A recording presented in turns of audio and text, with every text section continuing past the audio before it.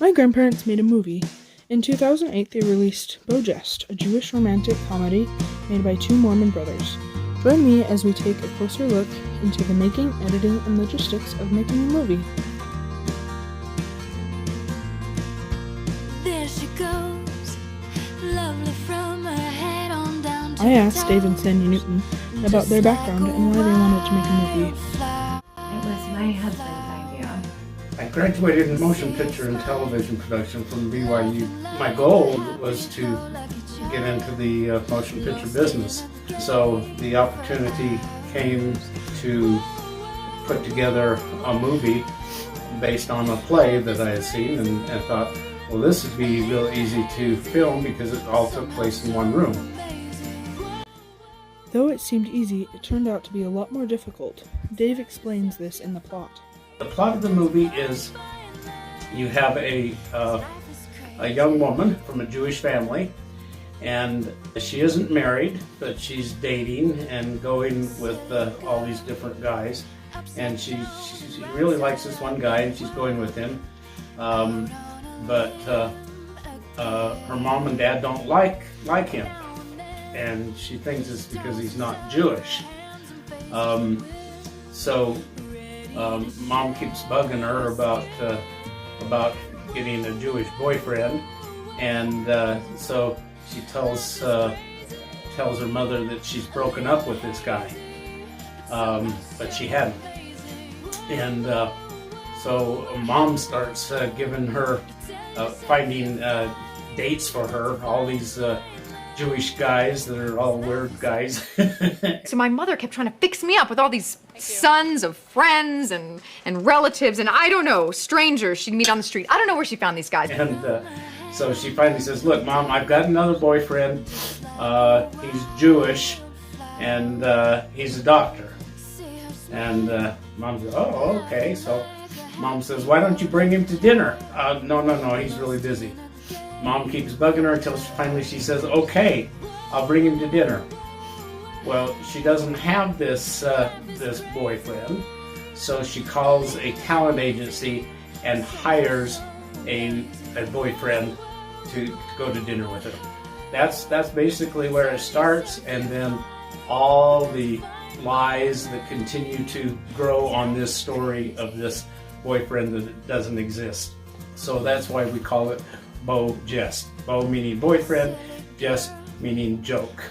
As they prepared, they had some things that worked out perfectly, as their son Ben Newton explains. A TV show called Everwood that was being filmed in Salt Lake, and they finished. They shut down that show. They basically canceled the next season, and so all of a sudden they had all of these costumes, all of these props, all of these sets for this TV show that they were trying to get rid of. And so we ended up buying 3 of the sets for the movie directly from them, and that saved a huge amount on cost and labor in trying to build a set. We were able to just essentially take those apart and move them and put them up in a different studio, and so that was a great blessing. We also got a lot of the furniture, a lot of the props from there. Next up, they retell stories about actors they worked with. After a quick commercial break,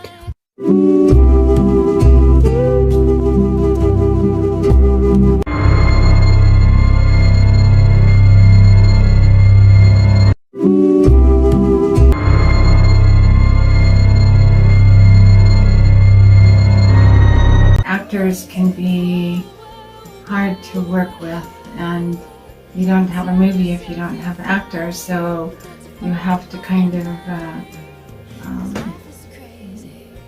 shut your mouth sometimes. Or one of my favorite parts is the 2 main characters are standing together, and she just kind of touches his cheek like, oh, she says, and I just thought that was so endearing that, you know, you wonder what it made them more personable.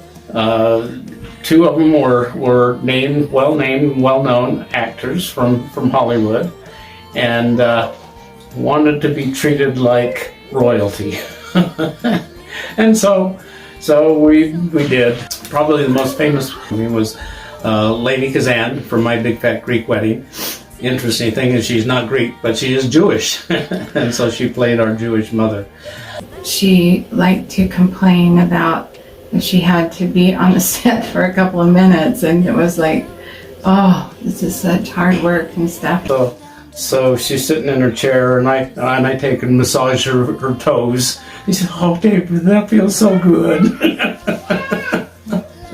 You know, but they were good to work with, and you know, they're just people. They're just people, and sometimes we forget that they are just people.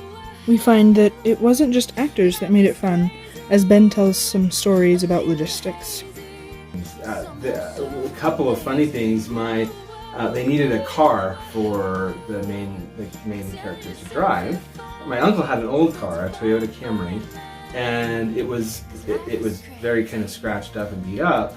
But he drove it from New Jersey, where he was living, to Salt Lake, and then we had to go and get it painted for the show. That was the plan, was to get it painted.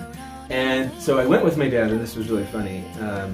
I went with my dad to this car painting place, and we go in, and my dad says, "Okay, we need to get this car painted." And they're like, "Oh, okay. What color would you like to get painted?" And it was funny because we're like, I don't know. So they let us look through a list of colors, and we just kind of picked one out. And they were like, "This is kind of strange," because most people, when they paint their car, they want to know what color it is. So we picked this blue color, and they're like, what do you want it to be? A really good, you can pay extra and have it be a really good job, or you can just have it be not so good. And we're like, yeah, we don't need it to be very good. It just has to last a few days. But we need it today. We need it done as soon as possible. And I'm sure this guy still today thinks that we had stolen this car and we're trying to get it repainted very quickly. Because we were, I don't think we ever explained, oh yeah, this is for a movie. And so that was fun. There's a scene where all of the characters sit down to dinner. And it's actually a Jewish Seder dinner. And so they sit down, and the camera makes, I think, 2 full revolutions around the table during this scene. And it's kind of a sacred, they're kind of doing the Seder dinner, and they're talking through, this is the bitter herbs, what do they mean, and they're doing this. And it's a tender moment in the movie, but it's also cinematically very cool. It was fun to be able to see that work. It was something we wanted to do, but weren't sure we were going to be able to do it or have the time to do it. I was the second assistant cameraman for the movie. So there was the assistant cameraman, and I was his assistant, essentially. So what that meant was I, first of all, was the person who got to run the clapboard. So the assistant cameraman, his job was to pull focus. So he would be measuring how far it is to the person, and then he was actually on the dolly with the camera. So the movie, there's a boyfriend who is a minor character in the movie, and he drives a red sports car. And the car needed to be featured in both places.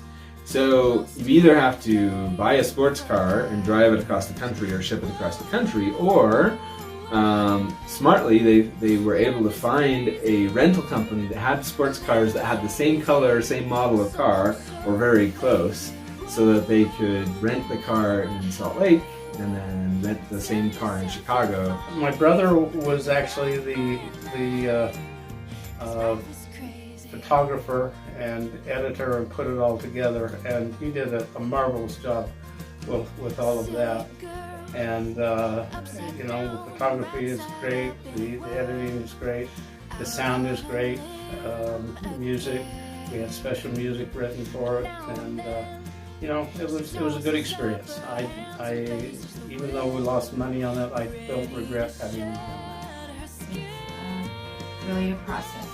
There's a lot that goes on. You don't even know about it in those movies and stuff. As the producers, Dave and Sandy did everything that no one else wanted to do. Including emptying the Stars toilet. They were like mobile toilets. Yeah. So it takes a lot of people to put these things together.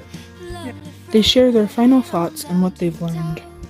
Probably the thing that I learned the most, that surprised me the most, is I figured if we just made a good movie, somebody would come and we'd sell it and it would work out all right. The thing that I didn't understand was that I probably needed more money for advertising than I did to make the film. And we did not. We had very little money for distribution and advertising. So We were surprised by it, how hard it was to get it into theaters. But making the movie is one thing, but doing the advertising and all of that is a whole nother area, which we were not good at. learned something from that. So it got great reviews and has a great audience. People love it. Financially, it was not a success. It was a dismal failure from that point of view. And I've got about 3,000 copies of the DVDs, so I figure it cost me about $1,000 a piece. So It was a good experience, but we probably never do that ever again.